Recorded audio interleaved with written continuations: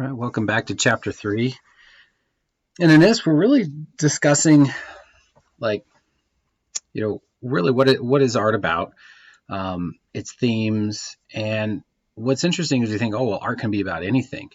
And, oh, there's just an infinite ways of doing art. Well, yeah, but they all boil down to sort of these 8 general themes.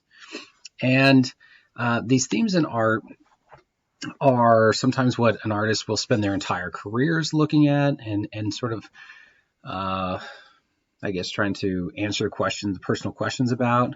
Some will find it just within their profession, but these themes are sort of the umbrella for anything that we're going to look at within the rest of the semester and with any art that is ever going to be made.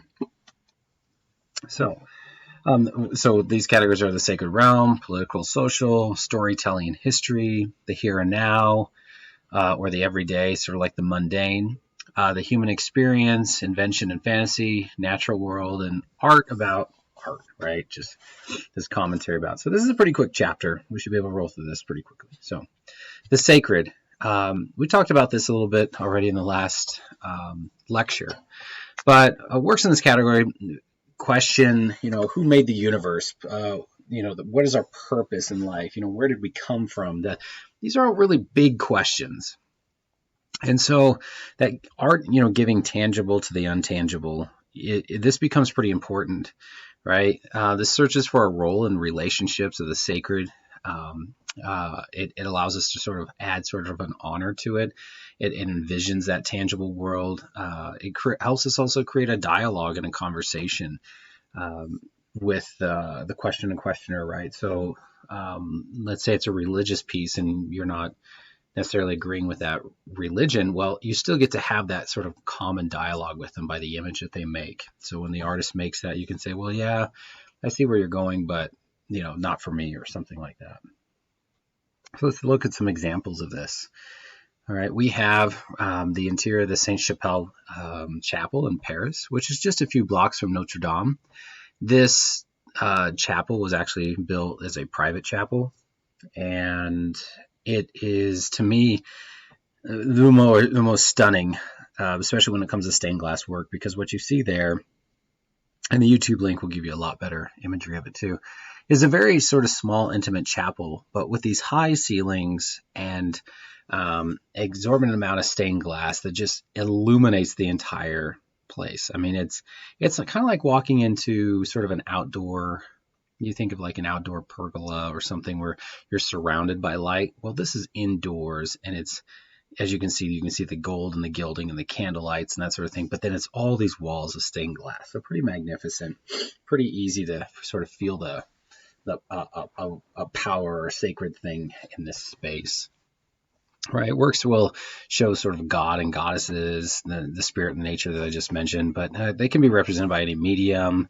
So a slew of works. We can think of painting, we can think of architecture here. Some are used in ritualistic purposes like prayer, and some are just there to make contact with the supernatural. So on the other side, this watercolor done on cloth in Tibet, that's talking about some of the stages of Buddhism, and we can see sort of the hand gestures, right? The sacred hand gestures, right? Or what are also known as Lakshana, that give these symbols of enlightenment.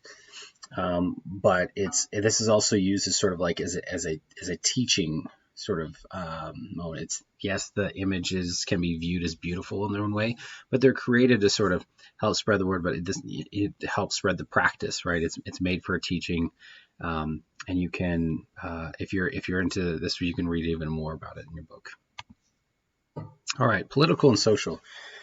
And of course, I throw the image of Obama's poster when he was first elected into there, but and so it's not in your book, but I like to use it because it's such a common symbol. But the political and social, this is a lot of work that has to do with like propaganda, talking about who will rule, right? Who has the power to do it? The ideas of freedom, right? This can challenge classes and even be about revolutions, stuff like that. And almost every artist creates a work in their career I think, that is always about social political. Eventually, there's something that eventually hits home to you, something you maybe agree or disagree with.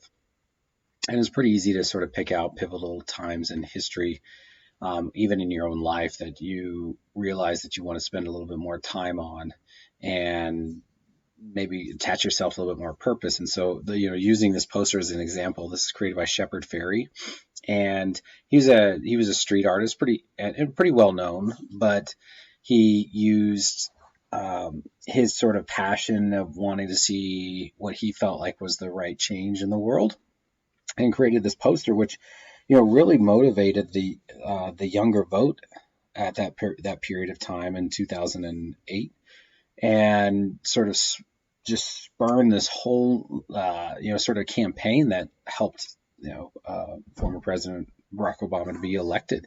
So we can see that power of art, and we see it again and again when we look at the Great Pyramids of Giza. Right? These are symbols that said, here are our rulers. Look how powerful we are. Look at our abilities to sort of take over and dominate the landscape. All of that is really encompassed in these pyramids and these structures.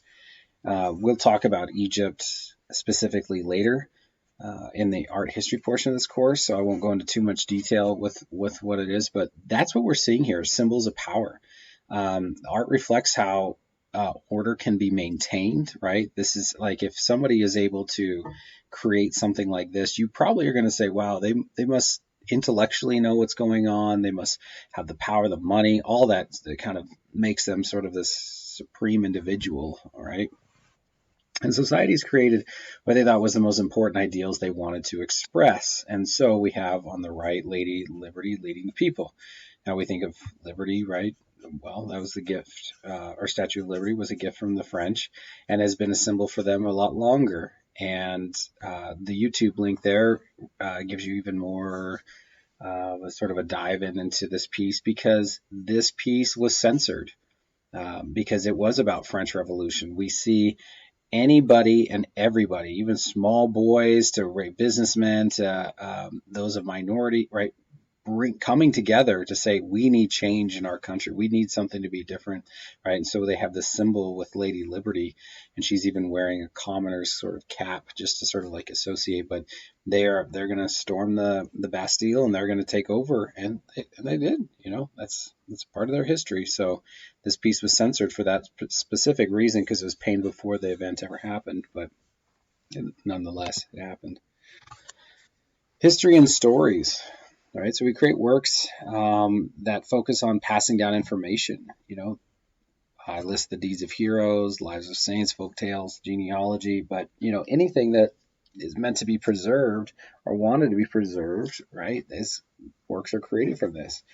This helps us see communities.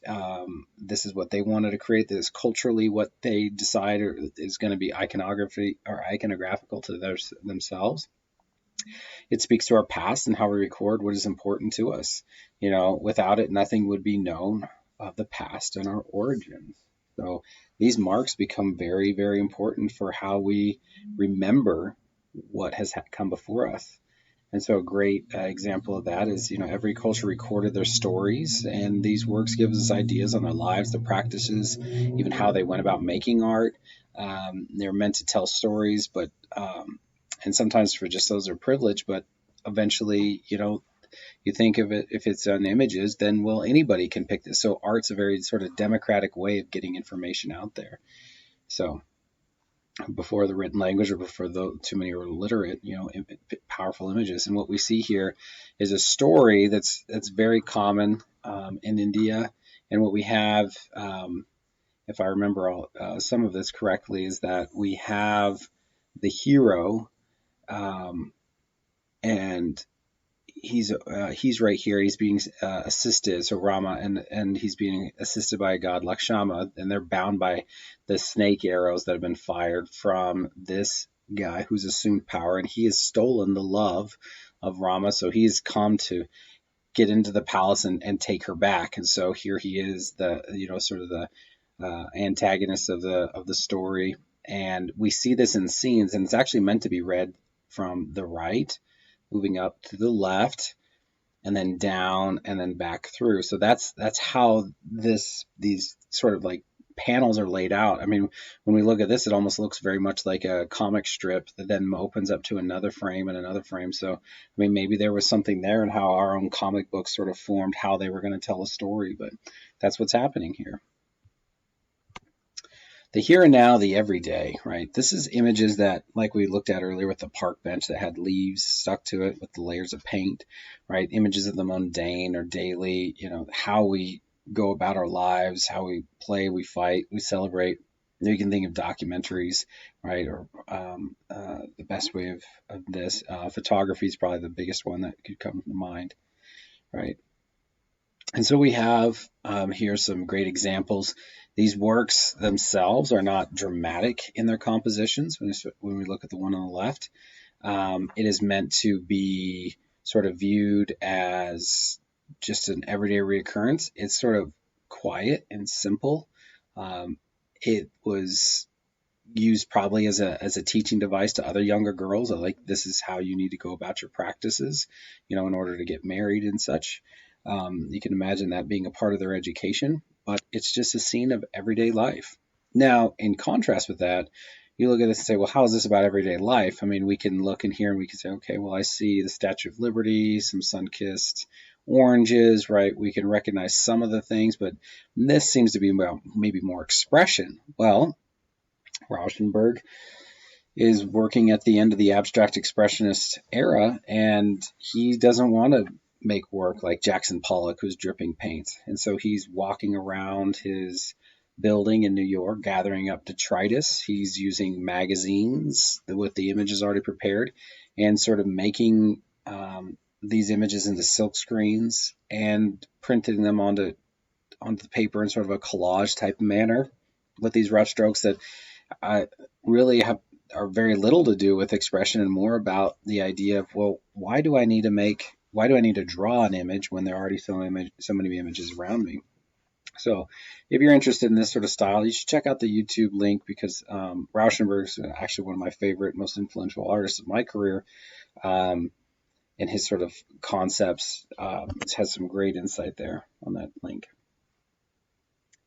The human experience, right? We all can relate to each other through these, right? We all have these emotions. We all have gone through birth, death, growing up. So we can connect to one another when we create works that emphasize and talk about these, right? I use the analogy, if you've ever traveled and found someone that you share in common with, right? That's a great example of sort of that moment of human experience.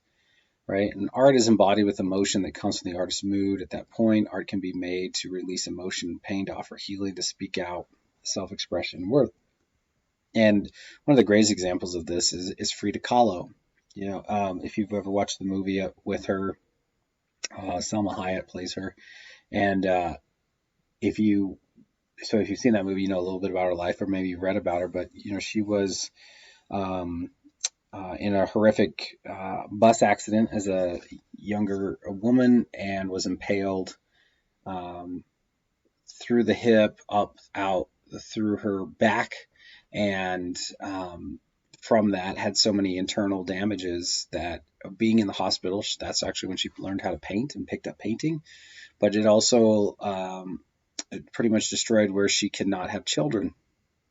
So her paintings became a lot about that, and she would surround herself by animals, and specifically here what we see in monkeys, because it's sort of a stand-in for the children. She always wanted to have children, and there were just many miscarriages. So painting became sort of this expression and this release for her. But there's also a lot of symbolic nature in her work. Now, invention and fantasy, right? Artists are using sort of we are known really for conjuring up images and ideas. Anybody who the stereotypes about artists are, oh, they must have been high when they were doing this or whatever. But our imaginations, we let that guide our thinking in our lives, and so we follow that and then put that on paper. And some of this has been used religiously for the ideas of heaven and hell, right? Or what spirits would be like. We talk about, without the artist's interpretation of images, right, the supernatural other ideas would have never taken form. So, Here's a great example of Hieronymus Bosch in the Garden of Earthly Delights. This is actually a triptych panel made as an altarpiece. So these panels on the sides would fold in to cover up the middle, and it is painted on the back. The YouTube link will actually show you some of that imagery, but this was given as a wedding commission, actually, which could you imagine getting this as a wedding present? Because what we see over here is sort of God with Adam and Eve in the garden, right? Everything's sort of calm and perfect, still, and then all of a sudden sort of comes this chaos right in the middle of us really enjoying all the fruits of nature. And when you look closer in these scenes, everything is pretty much sort of a sexual gesture. And then the idea that if you give into sin, then you have over here hell, right? So we have people being excreted out of Satan and torment, some ears being cut in half here. But if you look at these little vignettes, and this is all painted at a time way before surrealism ever even caught on. So I find it very sort of proactive, Hieronymus Bosch, and how he created this at a time that I don't really know how it was even accepted, because this was not popular. So not what was going on. So check out the link. It's really interesting if you get up close and see some of those smaller images. And also, what is love? How do we envision love? And Yoko Sama, she is still alive. She's, I think, in her late 80s. She's always used dots and spots and polka dots in her work. So here is this installation where we have these silk balloon structures, right, with polka dots, and then there's mirrors around, and of course there's lights inside of these. So when you walk into one of these rooms, it's like this infinite landscape, right, almost Alice in Wonderland-like. And I put a link of her work there where you actually get to see it walking around. I love her work. I've been in one of these installations before, and you really do lose sort of a sense of place, even time, and you can just walk around in these and sort of just kind of get lost. But this is her way of sort of visually describing love. Now, the natural world, this one's pretty easy when we think of like landscapes. We live in a beautiful state, and it's pretty easy to think of all the artwork we'd see that is about nature. So a couple of variations of this is Thomas Cole and the Oxbow, and what he was painting was when the United States was still pretty much in its infancy, and we are moving west. He actually painted in the Hudson Valley, which is about middle to upstate New York, and what he's showing is sort of like, this idea that many Americans thought, well, the land is ours, we can do with it as we want. And so you have this beautiful, pristine landscape, and yet here's sort of this oncoming storm, right? So he's using some symbolic nature, and actually, surprisingly, if you look up really close, right in there, you'll see he's actually in there with his easel painting. But anyway, so that's what they're not just the landscape themselves. He's kind of got a little message going there. Now on the right, we have a more contemporary idea on landscape, where the artist has actually used a bulldozer and moved earth and rock to create this spiral that's now underwater. And you can actually still go see this, and then the water will recede at times. But in the Salt Lake here in Utah, it's more in the south. It's on the southeast side of the lake, towards the end, and you take a dirt road to get there, and it's really private and stuff. But when it was made, it wasn't actually supposed to be underwater. But there's been more water that's been added to this sort of lake, and of course, as we know, the salt. And anyway, but it'll rise and fall, and so there are times where you can go out and you can actually see the people right here walking out on it. But really sort of cool work, known as earthworks, but still dealing with the landscape.